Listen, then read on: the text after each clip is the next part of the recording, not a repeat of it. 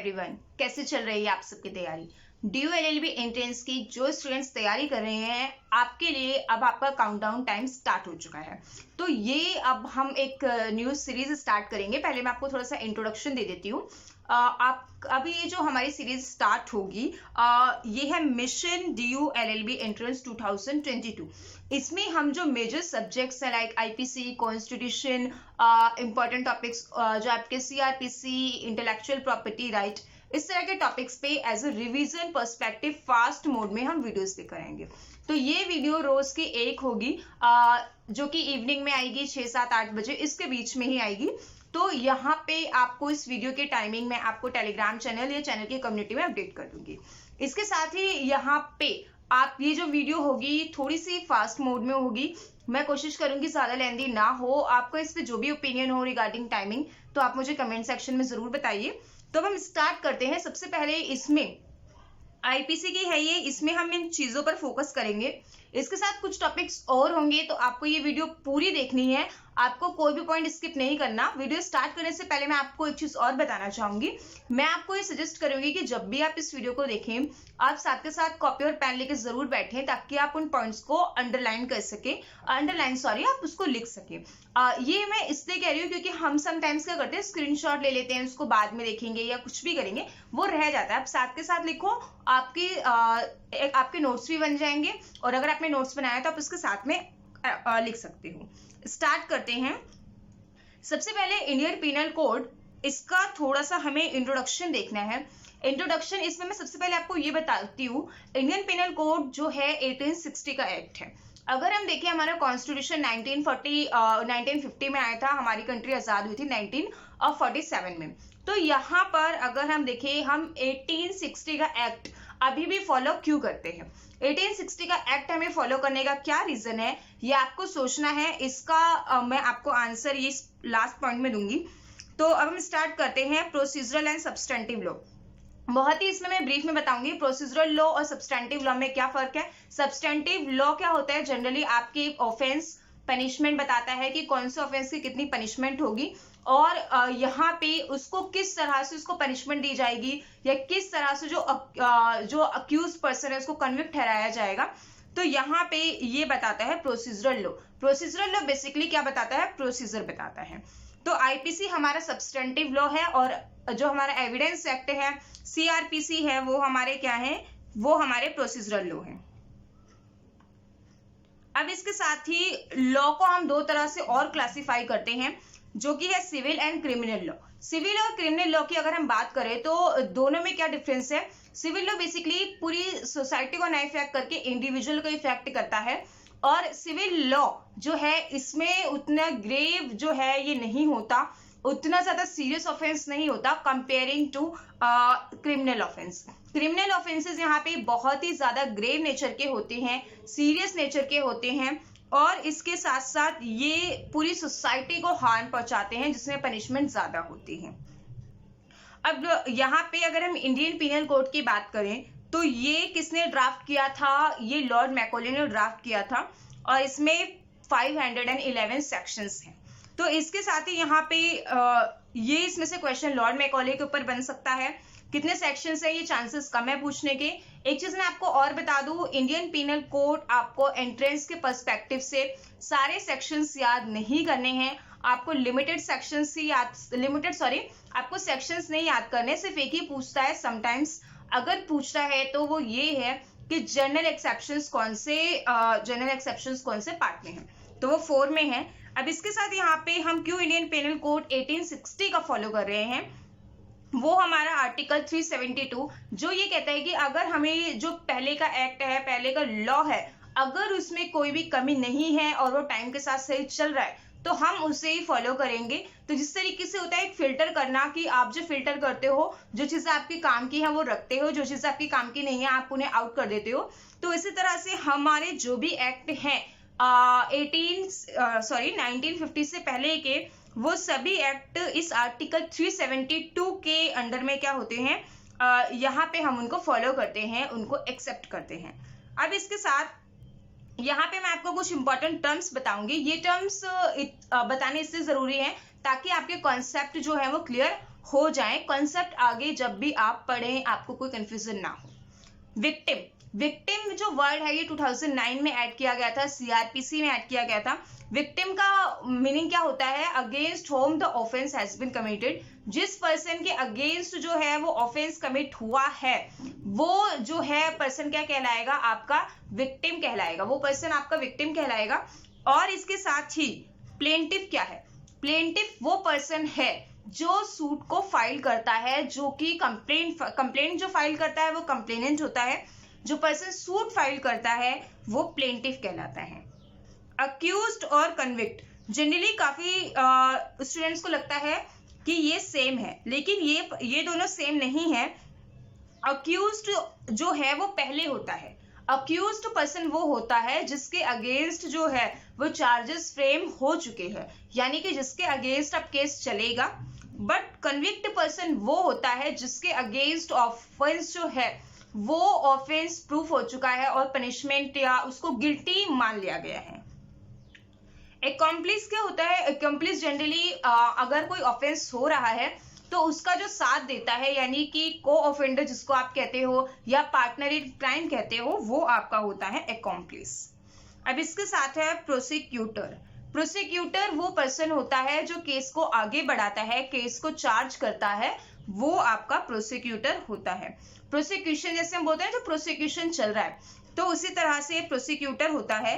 और इलीगल और अनलॉफुल, यहाँ पे मैंने ये दो वर्ड लिखे हैं, इलीगल और अनलॉफुल। जनरली ये सुनने में बहुत ही ज्यादा सिमिलर लगते हैं, बट ये सिमिलर नहीं है। अगर मैं कहती हूँ इलीगल, तो इलीगल जो है वो पनिशेबल भी हो सकता है। इलीगल का मतलब क्या होता है कि वो ऑफेंस जो प्रोहिबिटेड बाय लॉ है। प्रोहिबिटेड बाय लॉ यानी कि जिससे लॉ ने प्रोहिबिट करा है, और लॉ के साथ साथ जिससे सोसाइटी भी प्रोहिबिट करती है। प्रोहिबिट यानी कि काफी सारे ऑफेंसेस होते हैं जिन्हें सोसाइटी डिटरमाइन करती है कि क्या वो पनिशेबल होने चाहिए या नहीं होने चाहिए।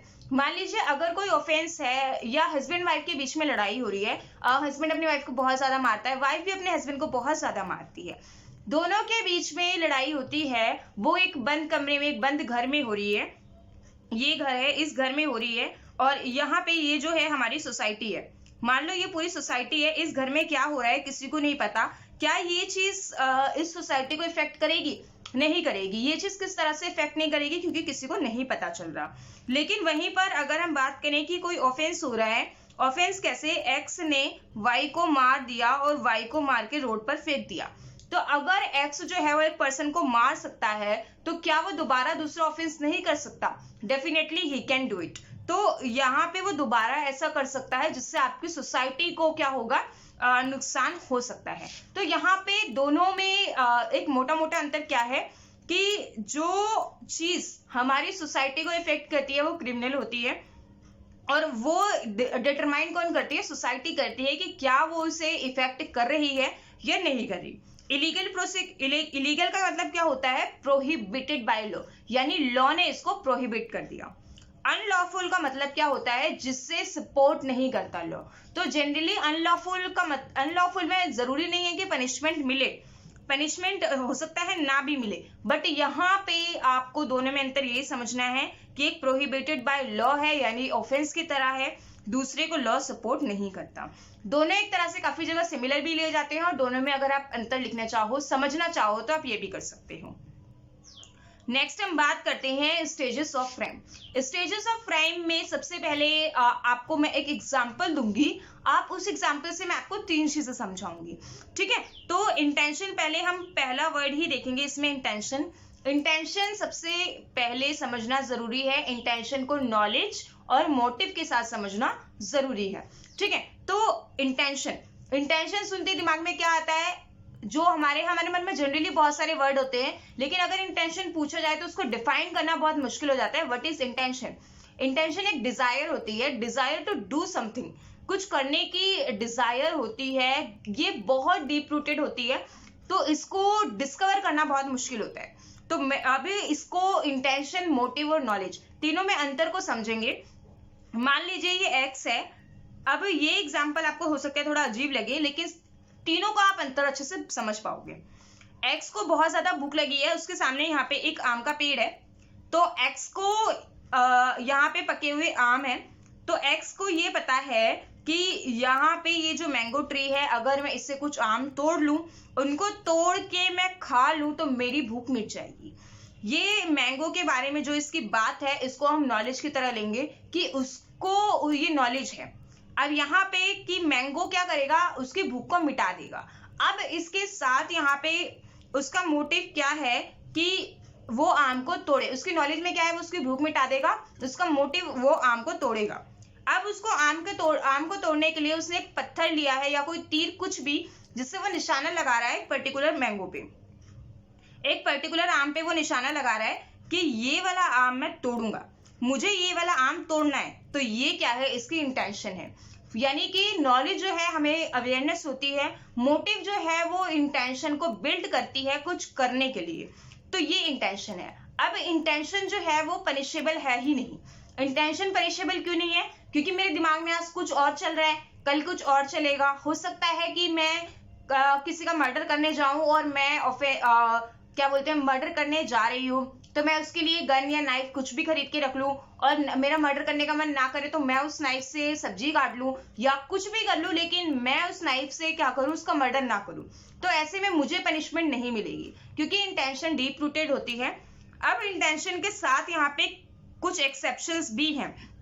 इंटेंशन के कुछ एक्सेप्शंस कैसे कि कई जगह पर इंटेंशन का होना इमटेरियल है। तो यहाँ पे हम बेसिक जो है अबेटमेंट और क्रिमिनल कॉन्स्पिरेसी, इनको देखेंगे। इसमें और भी काफी ज्यादा चीजें हैं, लेकिन ये वीडियो सिर्फ एंट्रेंस के पर्सपेक्टिव से है, तो हम एंट्रेंस के लेवल तक ही जाएंगे और इसके बारे में अभी हम आगे और पढ़ेंगे। अबेटमेंट और क्रिमिनल कॉन्स्पिरेसी, मैं साथ के साथ यहाँ पे आपको इनके मतलब बता देती हूँ, ताकि आगे आप पढ़े तो और ज्यादा आपकी रिवीजन हो जाए। अबेटमेंट का मतलब क्या होता है, जब एक पर्सन किसी दूसरे पर्सन को इंस्टिगेट करता है कुछ करने के लिए, कुछ क्या करने के लिए, कुछ इलीगल चीज करने के लिए इंस्टिगेट करता है या उसकी हेल्प करता है। और हेल्प करने के साथ साथ यहाँ पे क्रिमिनल कॉन्स्पिरेसी क्या होती है,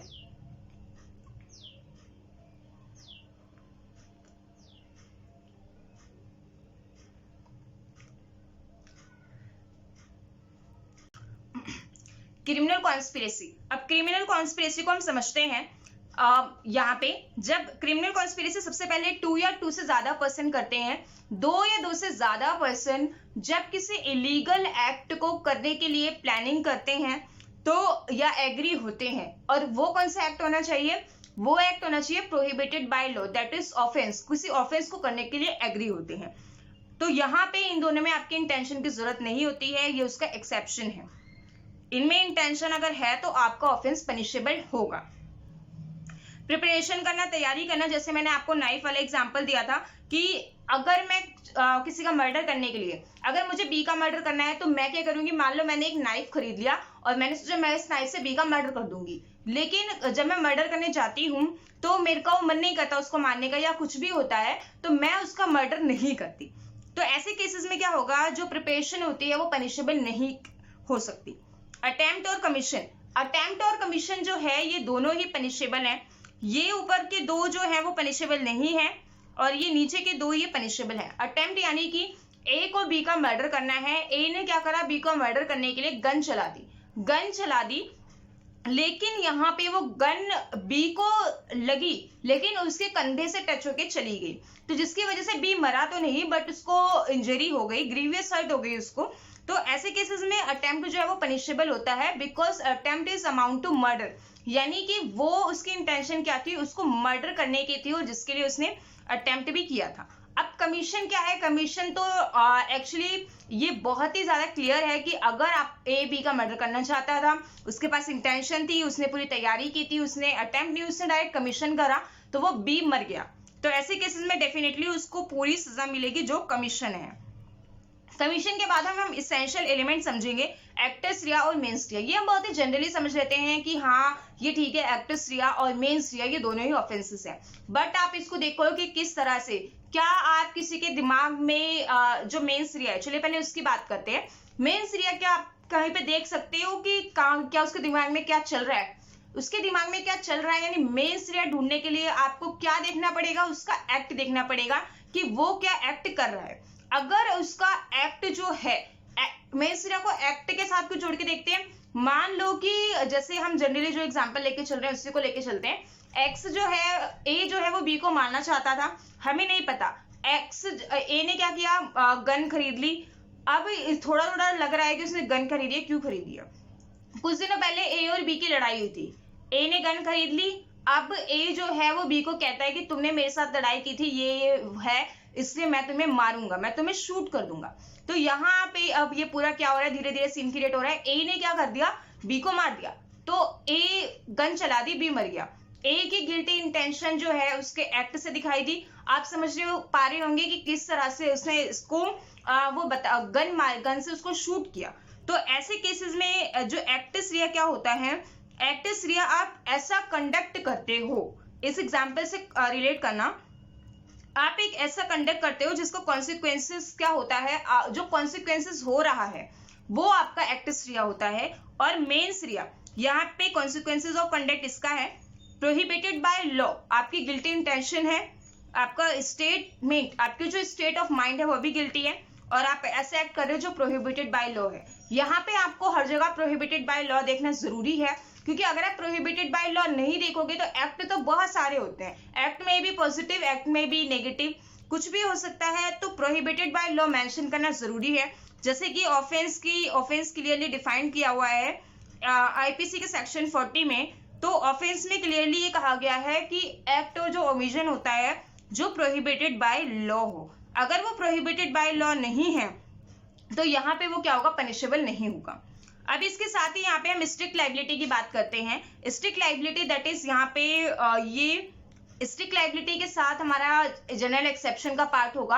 आपको नेक्स्ट वीडियो इसकी जरूर देखनी है, क्योंकि हम उसमें जनरल एक्सेप्शंस को कवर करेंगे। जनरल एक्सेप्शन वाला पार्ट थोड़ा बड़ा है। जनरल एक्सेप्शन के पार्ट में हम जनरल एक्सेप्शन और उसके अंदर जो प्राइवेट डिफेंस है उसमें से क्वेश्चंस बहुत ज्यादा आते हैं, बहुत इंपॉर्टेंट पार्ट है, आपको मिस नहीं करना है। और आपको कल इवनिंग में उसकी क्लास होगी, वो भी आपको जरूर देखनी है। अबडक्शन, तो जनरली अगर आप आईपीसी पढ़ोगे, बेयर एक्ट पढ़ोगे, तो उसमें अबडक्शन पनिशेबल, अबडक्शन की पनिशमेंट है ही नहीं। Abduction is like a kidnapping, but दोनों में एज डिफरेंस है। अबडक्शन और किडनैपिंग, इसमें इंटेंशन इमटेरियल है। इंटेंशन इमटेरियल कैसे है कि आपने उसको इंटेंशनली किडनैप किया या आपको इंटेंशन नहीं थी, बट अगर आपने ऐसा कर लिया तो आप यहाँ पे क्या होगे, लाइबल होगे।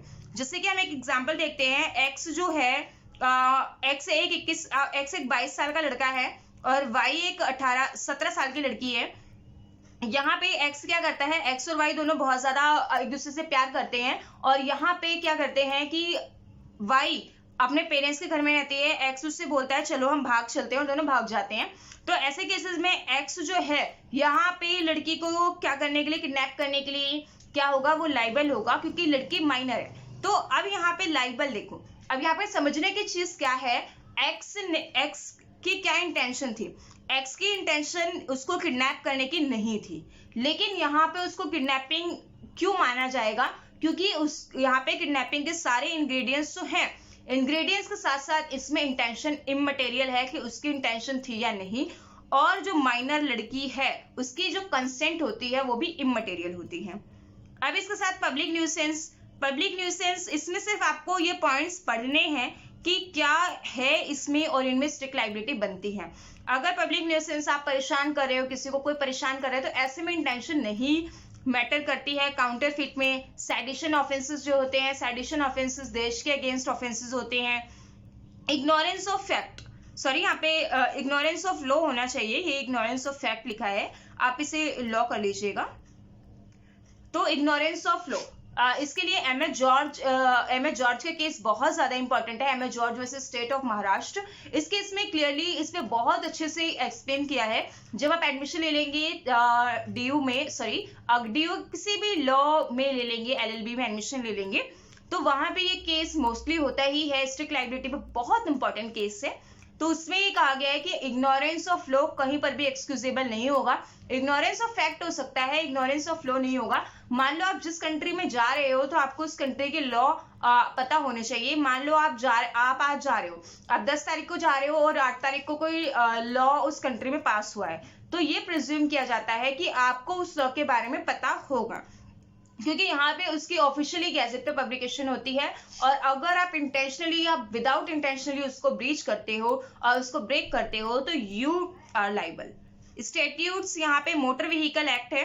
मोटर व्हीकल एक्ट का मैंने यहाँ पे एग्जांपल लिखा है। स्टैट्यूट्स कुछ ऐसे स्टैट्यूट्स होते हैं जिसमें इंटेंशन इमटेरियल होती है। इमटेरियल होती है, कैसे इमटेरियल होती है? मान लीजिए ये रेड लाइट्स है, ये है हमारी ट्रैफिक जो 3 सिग्नल्स होते हैं, ये थोड़ा मैंने समझाने के लिए बनाया है। ये तो मान लीजिए ये रेड लाइट हो गई है। रेड लाइट होने के बाद यहाँ रेड लाइट हो गई है, किसी को भी क्या नहीं करनी, लाइन क्रॉस नहीं करनी। यहाँ पे मैं लाइन बना देती हूँ।